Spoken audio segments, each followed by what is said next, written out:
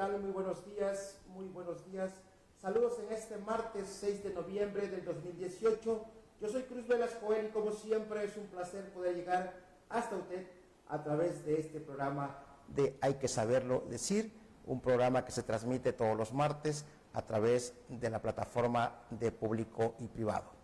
Hoy en el estudio vamos a tener un tema interesante, se torna interesante porque Chiapas es uno de los estados con mayor índice en intolerancia religiosa. El hecho de tener tantos pueblos indígenas, la tercera parte de la población chiapaneca es indígena, y hoy se encuentra con nosotros en el estudio el doctor Esdras Alonso González, a quien le doy la más cordial bienvenida. Pues saludarte, Joel. Qué gusto tenerte acá, Esdras. Esdras Alonso González es doctor en Ciencias Jurídicas y Penales, también es maestro en Derecho Penal, licenciado en Teología. Así es. Qué bella época. Ya tiene tiempo. Sí, Esdras, tuve la oportunidad de fuimos condiscípulos Así es. allá en el Seminario Nazareno Mexicano hace ya muchos años. 30 años, ¿no? 30 años casi, ¿no? Entonces, tú ya eras Esdras, ¿no? Pues ya han pasado ya 30 años y creo que me da gusto verte.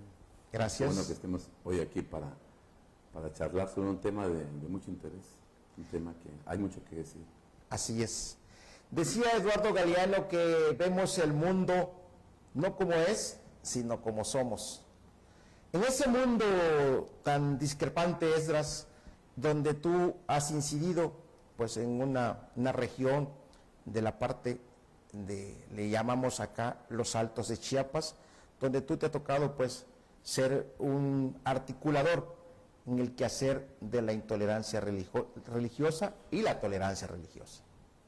¿Qué tan complejo es esa dinámica de los pueblos indios con lo que no se conoce como los pueblos latinos? Bueno, yo creo que la historia de los temas religiosos, Chiapas tiene una muy relevante participación en todos los temas religiosos. Y en el caso de la intolerancia, pues es un tema obligado, es una situación que está plenamente documentado de los incidentes, de la historia de la persecución, de la intolerancia religiosa entre los pueblos étnicos, de los Altos de Chiapas especialmente. Creo que en los últimos 40 años existe mucha información sobre al respecto. No es un tema de ahora, claro. Es un tema que se sabe, que se comenta y que mucho tiempo también se ocultaron, nunca se dijeron la verdad, o verdades a medias, desplazados por diferentes lugares, más de 40,000 personas desplazadas por cuestiones de intolerancia religiosa. Por lo menos involucramos a 7 municipios principales de los Altos y con un impacto de conflictos sociales graves, históricos, y San Cristóbal de las Casas como un escenario principal de los efectos de toda esta situación de la región de los Altos. Pues, municipios como Zahuanchamula, Sinacantán, Las Margaritas, un poquito más a la zona fronteriza, ¿verdad? Huistán, San Cristóbal mismo. Sí, hay una documentación sobre este tema, pero qué bueno que podamos abordar, ya que estamos muy de últimas semanas, han hablado sobre desplazados, y este problema no es de hoy, ¿no? Es un problema que se viene arrastrando desde tiempo atrás, y diferentes facetas de los desplazados, y que tienen también un índice de tema religioso de intolerancia.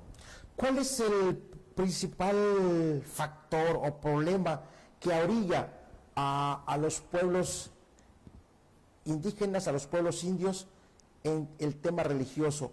¿Evangélicos con católicos tradicionales? ¿Ese es el problema primordial? Así es, yo creo que desde 1966 se dan los primeros incidentes de expulsiones, de agresiones contra las minorías protestantes en Zahuanchamula, aunque realmente las expulsiones no se dieron de origen con los evangélicos en el pueblo de Chamula, fue un poquito antes, a finales de los 50, cuando se inicia un proyecto que se llamó el Instituto Lingüístico de Verano, y que tuvo su asentamiento en el municipio de Ochuc. Un problema que hasta hoy tenemos conflictos en Ochuc, ¿no? Sí. Pero esto se tiene registrado un primer desplazamiento de personas que parte de la comunidad del Naranjo del municipio de Chanal y que se fueron a refugiar en Ochuc, donde se inició una misión protestante en la comunidad del Corralito, y ahí nacen una serie de la participación de los grupos no católicos, y especialmente, ¿verdad?, que entran en controversias con la iglesia tradicional, no con la iglesia católica, sino que la iglesia tradicionalista maya en esta región. Entonces, ahí ha habido toda una historia, etapas, tiempos, y que han marcado esta región, ¿verdad? Pero hoy podemos hablar de los temas recientes, los temas, cómo se encuentran las cosas. Los escenarios que han pasado de 40 años para atrás, pues ha habido etapas donde se tienen información, se han publicado libros sobre el tema, ¿verdad? Pero creo que es un tema actual, es un tema todavía vigente, es un tema que, a pesar de que la Subsecretaría de Asuntos Religiosos del Gobierno del Estado, de alguna manera, pues tiene la información, pero todavía tenemos desplazados por cuestiones religiosas, todavía tenemos, este conflicto está presente todavía. Quiero suponer, Esdras, que aquí la cuestión es de fe. Bueno. En el sentido teológico. No, finalmente hay muchos elementos que inciden en la cuestión de la intolerancia religiosa. Hay que verlo con más objetividad, ¿no? Porque a veces si lo vemos superficialmente, tienden a manipularse la información. Entonces, debemos reconocer que es un tema complejo. No solamente se derivan por cuestiones de la fe, tampoco solamente es una cuestión netamente del catolicismo tradicional, sino también ha habido elementos que el propio protestantismo o movimientos religiosos también han propiciado este tipo de situaciones. Entonces la situación es que es un problema a veces de carácter agrario, es un problema también que incide de carácter familiar, económico, de liderazgos, de control de la zona. De hecho, tiene varias connotaciones. Sí, no es una cuestión nada de la fe. De la fe. De la fe. Excelente.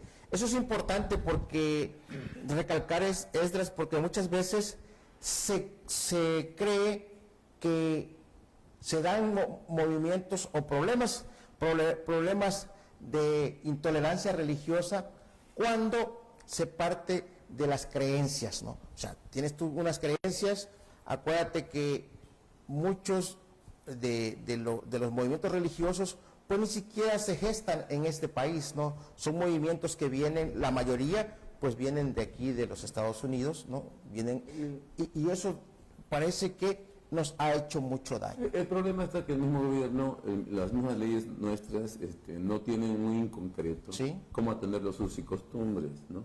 Y algunos dicen los abusos y costumbres. Los abusos y costumbres. Pero es un problema también de carácter jurídico, ¿no? Quiere decir, por un lado, los usos y costumbres y las tradiciones de los pueblos, ¿sí? Por un lado, la identidad y la cultura y la cosmovisión de los pueblos. Por otro lado, una legislación que no aterriza en concreto también el respeto al interior de las comunidades. Entonces, hay que decir, la ley de asociación religiosa y culto público que tenemos está muy corto para atender la problemática de los pueblos. ¿Por qué? Para empezar, no se respeta el Estado de Derecho. Para empezar, existen elementos que no han sido considerados dentro de que la participación de las asociaciones religiosas o el trabajo del proselitismo religioso al interior de las comunidades también tiene que aprender a respetar las reglas de la comuna, ¿no? ¿Qué quiere decir? Inclusive vamos a encontrar hasta el tratamiento de las construcciones de templos, por ejemplo, en regímenes que son ejidales, comunales, y que tienen que ver esos elementos jurídicos que es necesario retomarlo. A veces por ahí se origina el problema, porque para empezar no se pide permiso para hacer un templo, por ejemplo, ¿no? O la comunidad dice, pues yo el derecho me asiste, ¿no? El derecho me asiste, la Constitución dice así, pero es necesario también cabildear al interior de las comunidades, por cuanto por sus usos y costumbres y sus procedimientos no son exactamente lo que nosotros conocemos en las zonas urbanas. Entonces, se dan, no solamente es por la cuestión de la fe, esto sí hay que tenerlo muy claro, ¿verdad? Porque a veces, nosotros que hemos sido dirigentes y hemos estado hablando y defendiendo, claramente cuando se busca un pretexto, a veces cómo despojarle las tierras a los creyentes, o con el afán de incitar a la comuna, a las personas, diciéndole que profesan una religión diferente, pero la intención es despojo de sus maderas, de sus tierras, de apoderarse de sus bienes. Entonces entran otro tipo de elementos allá y tenemos casos muy concretos. Por ejemplo, cuando se inician, cuando vienen las conversiones de personas a otra fe, sí, pues se pierde el control de la venta de tragos, se ve el control de las veladoras, ¿verdad?, de las fiestas tradicionales, del transporte público. Entonces el problema es que rompe con los monopolios, rompe con el control de la economía, de un cacicazgo que se apoderó de estos pueblos de mucho tiempo. Entonces viene la ruptura no solamente religiosa, sino política, ¿no? Yo creo que han visto la transición de los pueblos altos, que era un bastión del PRI hace mucho tiempo, ¿no? De hecho, el PRI es muy famoso porque persiguió a mucho evangélico, ¿no? O canjeó órdenes de aprehensión de autoridades, personas que estaban implicados en delitos graves y solamente por cuestiones electorales siempre se salen con la suya, ¿no? ¿Qué hace un líder religioso, en tu caso, que tiene que ver con tratar, ¿no? Pues aquí tratas con los dos grupos, ¿no? Con los dos grupos. ¿Qué tan complejo es para un líder como tú llegar a acuerdos, llegar a la armonía? Pues mira, yo creo que existe una corresponsabilidad, ¿no? Tanto la comunidad como la gente externa, en este caso una asociación religiosa, un grupo religioso que interviene al interior de una comunidad. Entonces, no debemos olvidar que no solamente es que se vaya y se predique, sino también uno tiene que entender cuál es la obligación. Y ese es un problema también de carácter legal, porque muchas veces, o incluyendo, ¿verdad?, la diversidad religiosa, para empezar es muy compleja, ¿no? Allá tenemos musulmanes, tenemos budistas, islámicos en varias, diríamos, en dos vías, ¿no? Y por lo menos, San Cristóbal Las Casas, por ejemplo, tiene más de 200 movimientos religiosos diferentes. Es una diversidad religiosa compleja, ¿verdad?, en toda la zona. Es una de las más difíciles de comprender. Sin embargo, nunca debemos olvidar que existen derechos y obligaciones. Y en medio de una sociedad que busca mantener la estabilidad, diríamos la armonía, el buen funcionamiento, el respeto también en la diferencia, es muy importante. Creo que muchos de los problemas que se han dado también aquí es el radicalismo o el fundamentalismo también, que tiene que ver con movimientos religiosos que se aferran a una posición y se transita fuera del margen. Y es ahí donde surge precisamente la intolerancia. ¿Cómo vivir en esa armonía?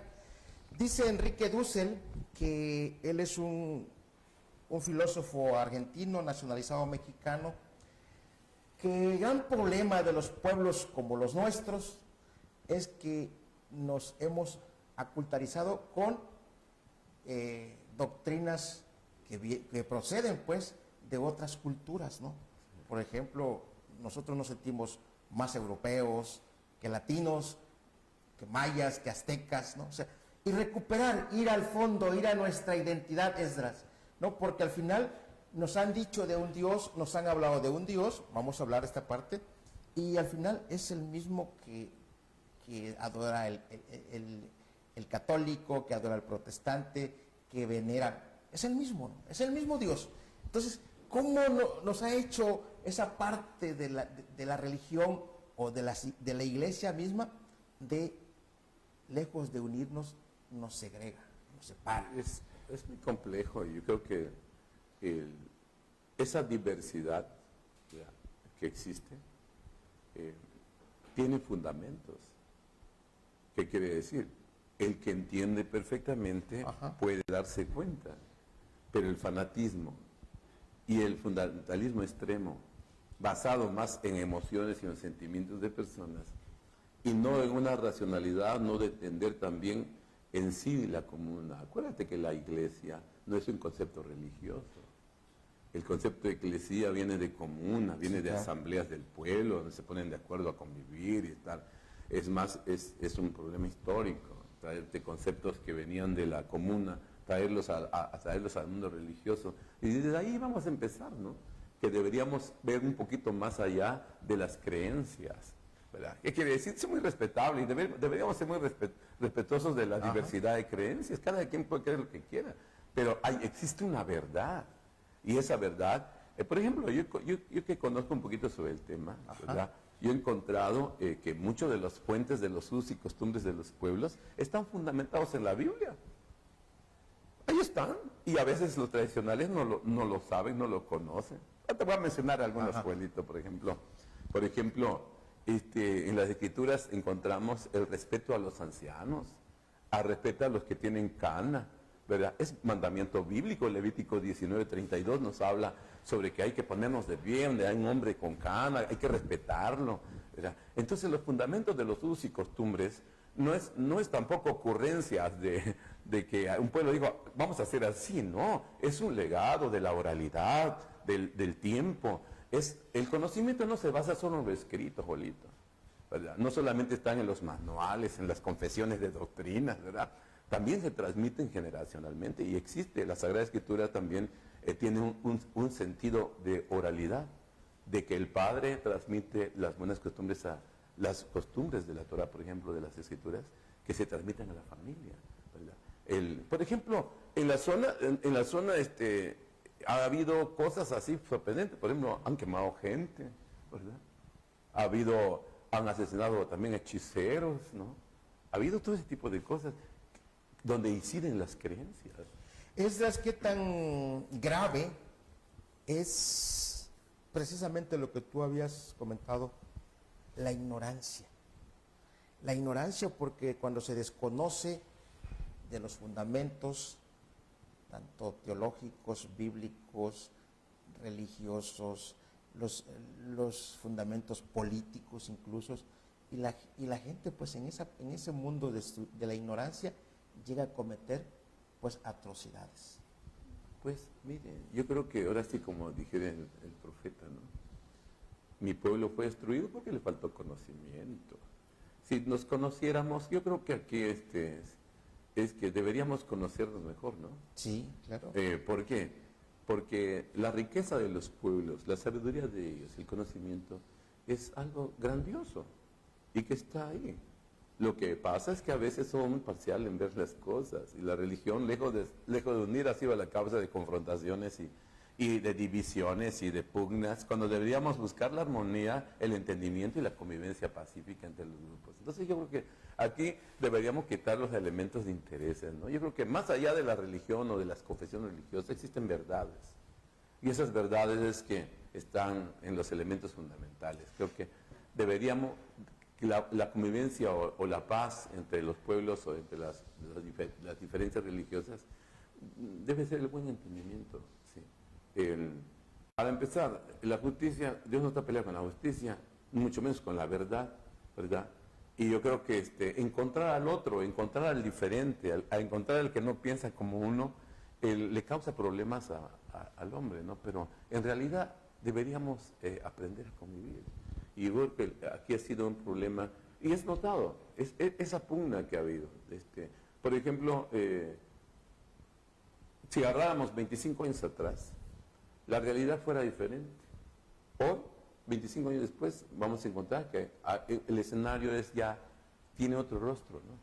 Pero ha sido muy duro los resultados, o diríamos, esa intolerancia, esa razón, porque hemos tenido, aún en los liderazgos, nosotros hemos estado en el escenario de la defensoría en cuanto a intolerancia religiosa, y hemos visto que tanto el Estado, que no hace su papel, ¿verdad?, con tanto el liderazgo religioso también, que no ha entendido su papel, y el pueblo, que no sabe para dónde jalar, y a veces terminan confrontándose entre hermanos de raza, de su propia sangre, y han sido causantes de escenarios pues desagradables, ¿no? Creo que Chiapas es un estado altamente con diversidad religiosa, y debe construir este camino en los años que vienen del respeto, de la convivencia, ¿no? Creo que de encontrarnos.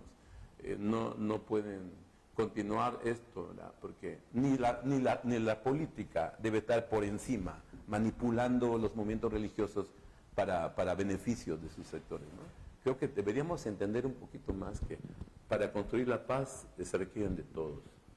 Así es. Tú hablabas de 40,000 desplazados en Chiapas. Sí, es impresionante, impresionante.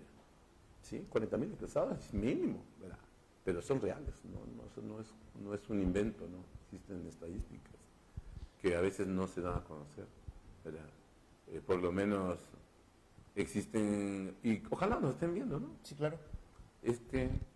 Por lo menos unos 89 averiguaciones previas en la Fiscalía Altos, en la Fiscalía Indígena de San Cristóbal de las Casas, donde se describe una historia de impunidad de los últimos 25 años, de agresiones, despojos, homicidios, cosas grandes que han cometido contra las minorías religiosas ante el silencio del Estado y la falta de aplicación del Estado de Derecho. Y también esto para la Federación, porque también cómplice ha sido la Dirección General de Asuntos Religiosos y Gobernación, que ha permitido estos agravios que se han cometido contra las minorías religiosas en el Estado.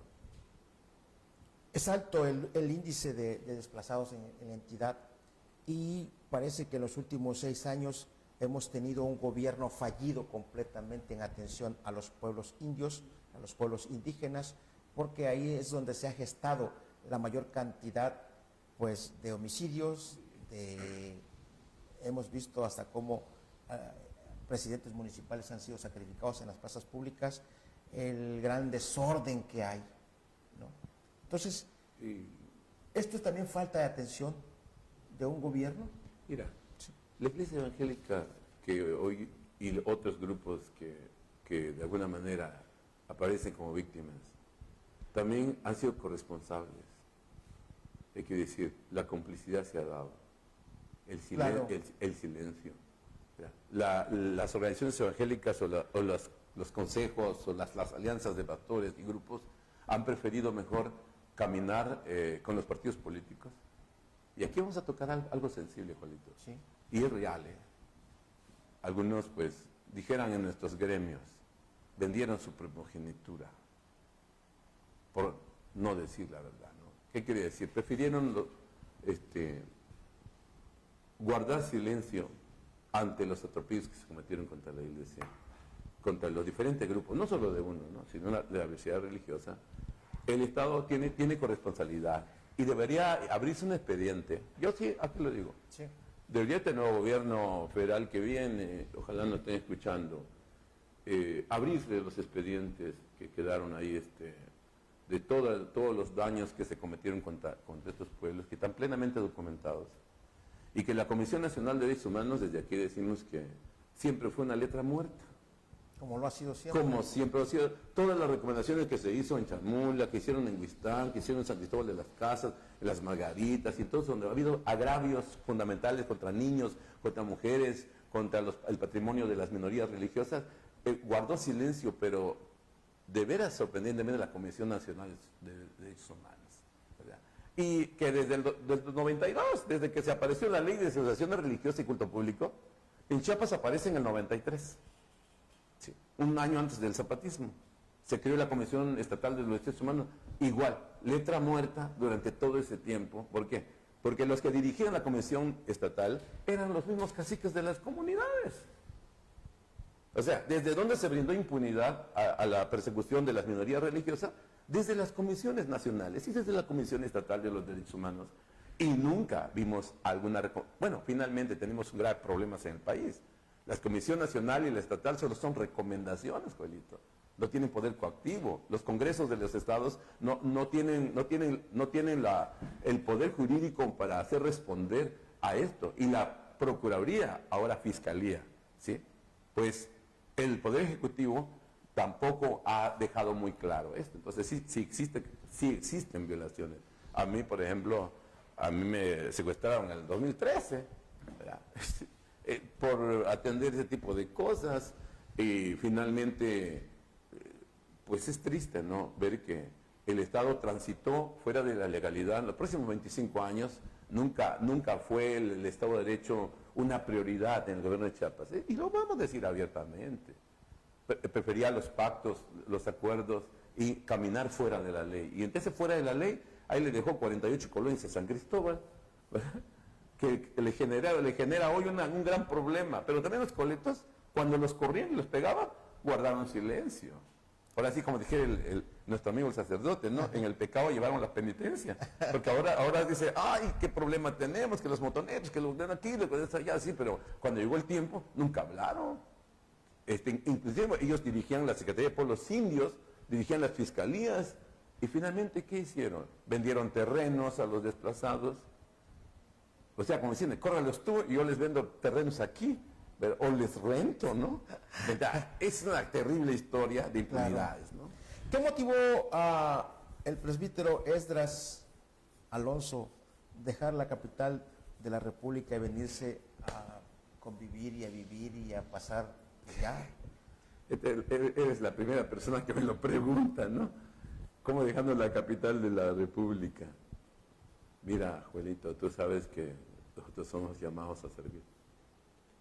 Fuimos compañeros, ¿no? Sí, claro. La vocación va más allá de una profesión. La profesión se ejerce por interés. La vocación por pasión. Por el simple hecho de entregarse a servir, ¿no? Yo creo que si algo útil podemos hacer es abrazar una causa. Yo creo que la mía fue querer ser abogado y de alguna manera estar del lado de las gentes que necesitan. Tú sabes que yo fui ministro de la Iglesia Nazareno, ¿no? Sí. Y tú sabes que a mí me corrieron de la Iglesia Nazareno, ¿no? Claro que sí. ¿Y sabe por qué?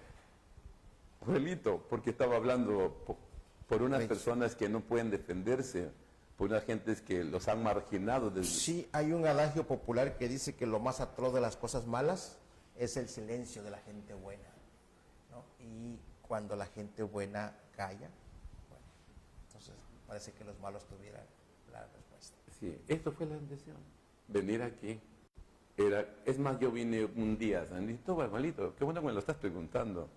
Yo vine por un día y me he quedado 25 años. ¿Y sabe por qué me quedé, Joelito? Te lo voy a contar. Ojalá me esté escuchando alguno de ellos. Les mando un saludo. Yo llegué solamente a una actividad de un sábado. Por cortesía, yo viajé a esta parte de los Altos porque realmente tenemos un ministerio en Oaxaca muy próspero, muy bendecido, muy con nuestros paisanos. Pero a petición de las gentes, para ese entonces se había publicado la Ley de Asociaciones Religiosas y Culto Público por patrocinio de González Garrido, que fue gobernador de Chiapas, y luego se fue a la Secretaría de Gobernación en el 92 con Carlos Salinas. Y de ahí nace la Ley de Asociaciones Religiosas y Culto Público por la problemática con los chamulas, por los conflictos que estaban en Chiapas. Pues ¿quién mejor? Aparte se estaba cocinando la guerrilla.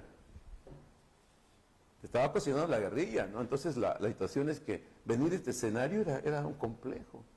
Pero viendo la realidad, porque nosotros nos documentamos por medio de revistas. Hubo una revista hace años que se llamó Época, no sé si de Saludowski, ¿no? Ellos publicaron así que una edición especial sobre la cuestión religiosa. Y yo lo leí. Y coincidió mucho con mi visita aquí en todas las casas. Entonces, vi la realidad y yo vine a servir, a apoyar. Y ahí he estado 25 años. 25 años de trabajo, 25 años de hacer ejercicio en el quehacer de los pueblos indígenas. Esdras, sí. Parece poco, pero ¿qué se espera?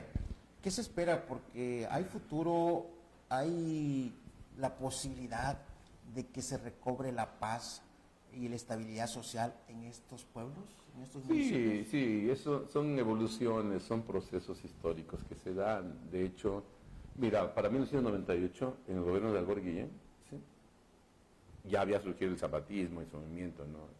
Pues la diócesis siempre dijo que Albor Guillén era el gran Satanás. Albor Guillén era el gran Satanás según el obispo y según la diócesis de San Cristóbal. Pero bueno, y el obispo no era nada bueno también, ¿no? Bueno, era amigo de los evangélicos.